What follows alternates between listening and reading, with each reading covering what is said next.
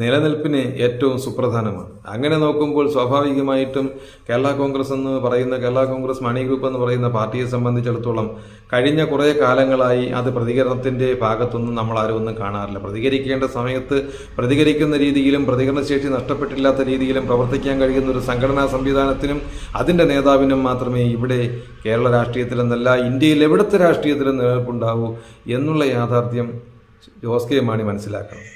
അതല്ലാതെ ഇടതുപക്ഷത്തിൻ്റെ വാലായി CPM-ന്റെ വാലായി ഒതുങ്ങിക്കൂടി രാഷ്ട്രീയ പ്രവർത്തനം നടത്തി അവരോടൊപ്പം സഞ്ചരിച്ച് ഭരണം നിലനിർത്താം അല്ലെങ്കിൽ സീറ്റുകൾ ഉണ്ടാക്കാമെന്ന് കരുതിയാൽ രാഷ്ട്രീയ പ്രവർത്തനത്തിൽ വളരെയധികം പിന്നോക്കം പോകുമെന്ന് മാത്രമല്ല ഈ പാർട്ടി അടുത്ത തെരഞ്ഞെടുപ്പോടുകൂടി 2026 തെരഞ്ഞെടുപ്പോടുകൂടി കേരളത്തിൽ അവസാനിക്കും എന്നതാണ് യാഥാർത്ഥ്യം. കാരണം രാഷ്ട്രീയ പ്രസ്ഥാനങ്ങൾ സമാന ചിന്താഗതികളുള്ള സമാന സ്വഭാവമുള്ള ഒരേപോലത്തെ രാഷ്ട്രീയ പ്രസ്ഥാനങ്ങൾ അത് ഒരു ഭാഗത്ത് പ്രവർത്തിക്കുമ്പോൾ ആ പ്രസ്ഥാനം ഓരോ പ്രസ്ഥാനവും നിലനിന്ന് പോകണമെങ്കിൽ സ്വീകരിക്കേണ്ട കുറേ നിലപാടുകളുണ്ട്. ആ നിലപാടുകൾക്ക് ഇന്നും പ്രസക്തിയുണ്ട്. കേരള കോൺഗ്രസിൻ്റെ രൂപീകരണ കാലഘട്ടത്തിൽ അതുയർത്തിയ മുദ്രാവാക്യങ്ങൾക്ക് ഇന്നും കേരളം പോലൊരു സംസ്ഥാനത്ത് പ്രസക്തിയുണ്ട്, ഈ രാജ്യത്ത് പ്രസക്തിയുണ്ട്. ആ പ്രസക്തി അത് എത്രത്തോളം അത് ആഴത്തിൽ വേരൂന്നിയിട്ടുണ്ട് എന്നുള്ളത് പഠിച്ച് മനസ്സിലാക്കിയതിന് ശേഷം വേണം പുറത്തിറങ്ങാൻ.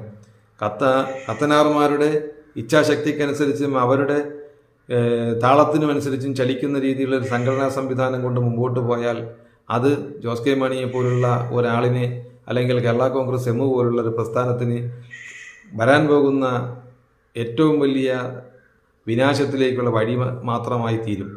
ഒരിക്കലും അടിസ്ഥാനപരമായിട്ടുള്ള ജനങ്ങളെ ആശ്രയിക്കാതെ അവരുടെ പരാതികളും ആവലാതികളും കേൾക്കാതെ അവരുടെ പരാതികൾക്ക് പരിഹാരം കാണാതെയുള്ള രാഷ്ട്രീയ പ്രവർത്തനങ്ങൾ അത് എക്കാലവും പരാജയപ്പെട്ട ചരിത്രം മാത്രമേ ഉള്ളൂ. ജോസ് കെ മാണിയുടെ മുന്നിൽ അല്ലെങ്കിൽ കേരള കോൺഗ്രസിൻ്റെ മുന്നിൽ വളരെ വിശാലമായ രീതിയിലുള്ള ജനകീയ പ്രശ്നങ്ങൾ നീണ്ടു നിവർന്ന് കിടപ്പുണ്ട്.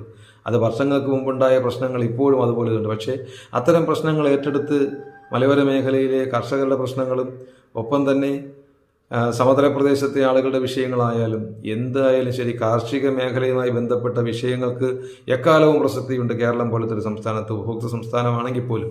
അപ്പോൾ അത്തരം വിഷയങ്ങളിൽ വളരെ കാര്യമായി ഇടപെടാൻ കഴിയാത്ത സാഹചര്യത്തിൽ രാഷ്ട്രീയപരമായി ഏറ്റവും പരാജയപ്പെട്ട കേരളത്തിലെ നേതാവാണ് ജോസ് കെ മാണി. അതിനൊരു മാറ്റം വരുത്തിയാൽ മാത്രമേ അദ്ദേഹത്തിൻ്റെ പാർട്ടി ഇനി മേളിലേക്ക് ഉയർന്നു വരൂ. അതിനുവേണ്ടി അദ്ദേഹം പരിശ്രമിക്കണം. CPM-ന്റെ വാലായി ഇടതുപക്ഷ മുന്നണിയുടെ ഘടകകക്ഷിയായി തകർന്ന് തരിപ്പണമായി പോകാനോ അല്ലെങ്കിൽ ഒരു പാർലമെൻറ്റ് സീറ്റിന് വേണ്ടി CPM-ന്റെ വാതുക്കലോ കോൺഗ്രസിൻ്റെ വാതുക്കലോ പോയി യാചിക്കാനോ KM മാണി സാർ ജീവിച്ചിരുന്ന കാലഘട്ടത്തിൽ ശ്രമിച്ചിട്ടില്ല. അപ്പോൾ അങ്ങനെ വരുമ്പോൾ സ്വാഭാവികമായിട്ടും KM മാണിയുടെ ലെഗസി പിന്തുടരുന്ന ഒരു നേതാവെന്ന നിലയ്ക്ക് അദ്ദേഹം കുറച്ചുകൂടി നല്ല ശക്തമായി